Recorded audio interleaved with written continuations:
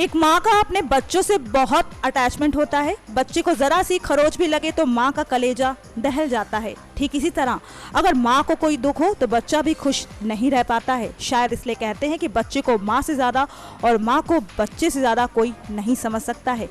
ये अटैचमेंट आम और ख़ास क्या सब में होता है। इस भावना के लिए कोई सेलिब्रिटी या फिर आम इंसान नहीं होता है।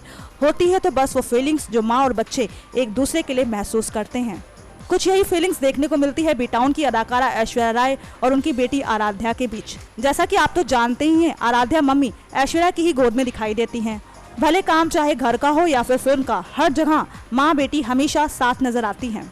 इसी बारे में जब एक बार ऐश्वर्या से पूछा गया था कि आपकी बेटी हमेशा आपके साथ क्यों रहती हैं, तो उन्होंने बताया था कि उन्होंने अपनी बेटी को इसलिए बॉन्ड नहीं किया है कि उसे कोई और संभाले। वाकई ऐश्वर्या की इस बात को मानना पड़ेगा। माँ बनने के बाद ज्यादा वक्त आराध्या माँ ऐश्वर्या के साथ ही दिखाई देती हैं, लेकिन एक माँ होने के साथ साथ ऐश्वर्या फिल्मों में भी काम कर रही हैं, तो दोनों कामों को बैलेंस करना आसान नहीं होता है। एक ऐसा मंजर हम आपको बताने जा रहे हैं जब माँ ऐश्वर्या के स्टेज पर स्पीच के दौरान ही उनकी बेटी आराध्या रो पड़ी थी। जी हाँ, ये वाकया उस वक्त का है जब ऐश्वर्या को फ्रेंच अवार्ड से सम्मानित किया जा रहा था। खबरों की माने तो इसी दौरान बेटी आराध्या के रोने की वजह से ऐश्वर्या अपनी स्पीच छोड़कर चली गई थी। खबरों की माने तो ऐश्वर्या जैसे ही स्टेज पर स्पीच देने के लिए गई, वैसे ही आराध्या रोने लगी थी।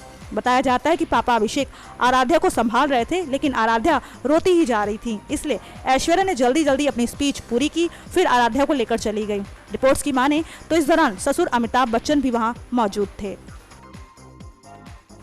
नेक्स्ट 9 न्यूज रूम से गायत्री गुप्ता की रिपोर्ट।